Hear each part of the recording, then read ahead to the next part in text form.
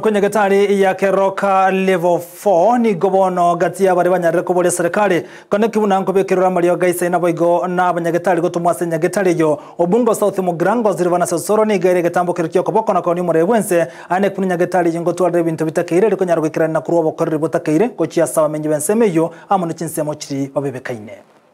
Kwa sababu umesema tutafanya kazi pamoja na tuunganishe Kenya pamoja katika jamii ya Omogusi. Sisi tumeamua ya kwamba hata kama tuko vyama tofauti, wakati wa maendeleo tutakuwa tunashikana pamoja. Sisi wote tusukume maendeleo pamoja. Your Excellency, kwa sababu umefanya kazi mzuri, mimi ninaomba sasa ile kazi ambayo imebaki ndio kubwa zaidi. Kazi ya kuweka madawa hapa na kazi ya kuweka madaktari hapa. Unajua hospitali inaweza jengwa vizuri namna hii, ikose madawa, ikose madaktari na ikose kufunguliwa. Sasa ubaya ama uzuri, hiyo kazi sasa inafanywa na governor. Mimi ninaomba governor wa huku sasa, ile kazi ngumu imefanywa. Hii ingine ya kuweka madaktari, weka kwa wingi. Ya kuweka madawa, weka kwa wingi. Ndio hata hiyo ambulance ipate kufanya kazi. Kwa sababu na wamito wake.